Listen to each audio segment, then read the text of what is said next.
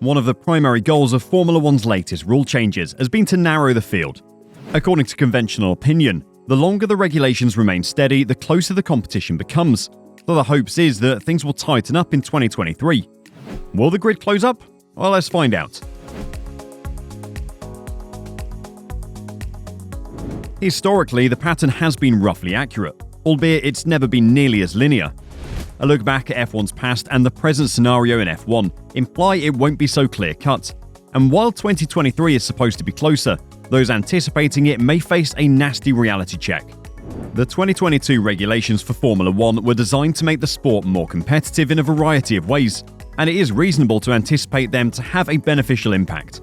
This goal has been challenged not just technically, but also through financial and sporting restrictions, as well as the Concord Agreement, which links the teams, the FIA and commercial rights holder Liberty Media together.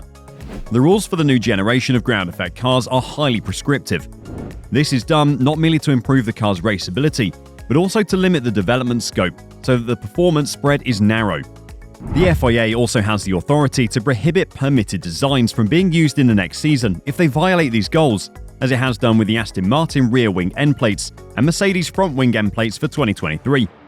The only major adjustments to which is generally a steady set of regulations are the lifting of the floor edges to address porpoising issues. The financial constraints limiting the cost cap are also critical. While the cost cap went into effect in 2021, it was initially intended to be implemented with the technical rules before the COVID-19 pandemic. With the money that the teams can spend on their main business, designing, developing and racing their cars, limited, the potential of the 10 teams should be comparable. The Concord Agreement, which runs from 2021 to 2025, also contributes to this by guaranteeing that the team's portion of F1 income is split more equally. Aerodynamic testing regulations, ATR, also play a role. This is basically a handicap that restricts wind tunnel and CFD testing on a sliding scale, with the lowest placed teams receiving the most and the top receiving the least. In F1 history, there's never been a more concentrated regulatory attempt to close the field using such a diverse set of instruments. When reviewing the historical case studies, keep in mind that this is a significantly more comprehensive method than anything seen before. Given that F1's regulations have never remained stable for long, there is no shortage of case studies to explore. The rulebook has developed substantially over the years, with the present technical requirements totaling 183 pages. Since the flat floor laws disallowed pure ground effect cars in 1983, there have been 9 significant rule changes, including the 2022 revision. By comparing the top 10 teams in the championship the year before and the year after the rule change, we have 8 cases to analyse. It is essential to remember that there are several varied elements at work, so this is more of an opportunity to look at the broad patterns than an in-depth review of each regulation change. As rule changes aren't the only thing at play here. Finances count for a big portion as well, and so does personnel. The 1983-1984 seasons. Our first real-world example is the 1983 rule amendments that essentially prohibited ground effect cars through the use of flat bottom restrictions. Ferrari was the fastest car on average in 1983 and won the Constructors' Championship, but Nelson Piquet won the Drivers' Championship for Brabham. The next year, the field was a little tighter, notably in terms of the difference between first and second, which narrowed by a little more than 0.5%. Despite the fact that the 10th fastest car was less off the pace, the overall spread in the pack was not significantly closer. At first sight, it didn't appear to be a closer season, as although being just slightly quicker than Brabham on outright speed, McLaren's race day performance ensured it totally dominated, with 12 victories from 16 races. The 1989 to 1990 seasons. The prohibition of turbo engines went into effect in 1989, despite the fact that the bulk of the field had normally aspirated engines a year before. 4 of the top 5 used turbos. However, McLaren Honda was still on top in 1989. Ferrari managed to cut the gap to McLaren in the second year of this regulation cycle and emerged as a credible championship contender.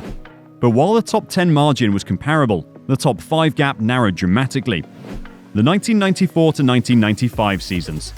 1994 was the year of the so-called electronic gadget prohibition, which prohibited the use of active suspension, traction control and ABS among other things. While this made things difficult for Williams and allowed Benetton's Michael Schumacher to win his first Drivers' Championship, Williams still had the fastest car and won the Constructors' Championship. For the second year of this rules period, in 1995, the competitive spread in the top 10 is similar in the top 5, with a caveat that engine capacity, was reduced from 3.5 to 3 litres, and significantly more spread out across the top 10, due to a combination of gains made by the big teams and the fact that those further down the order with customer engines were at an even bigger power deficit. The 1998 to 1999 seasons.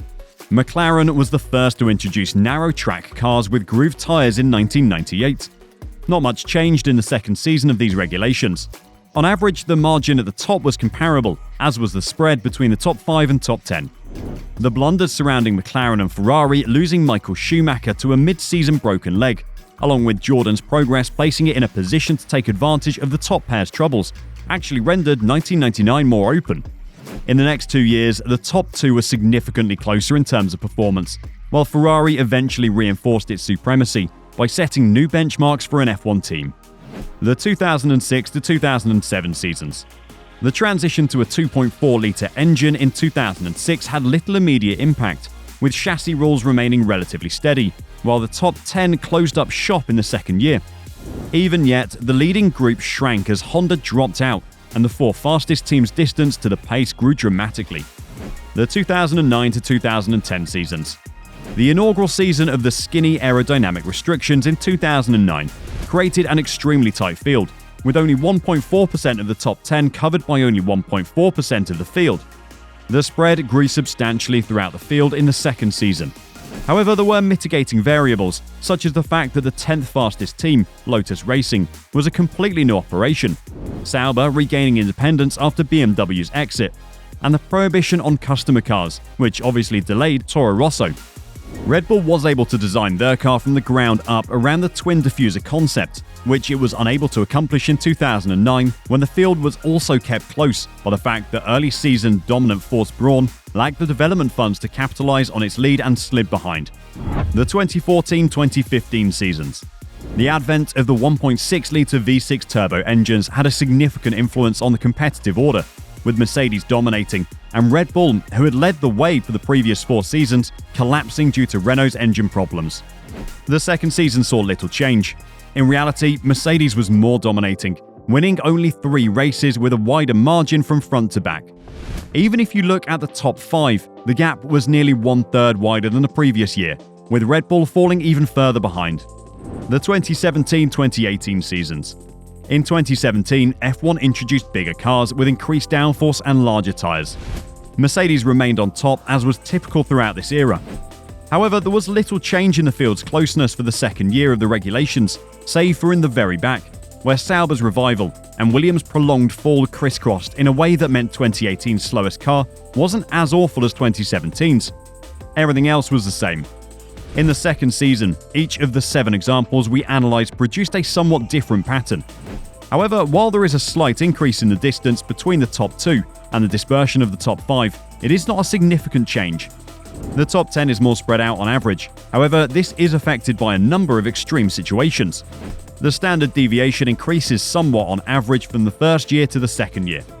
This is a measure of the dispersion of each dataset relative to the mean average, indicating that performance becomes somewhat less clustered in the second year. So while there may be a gradual influence in year 2, there is rarely a major shift.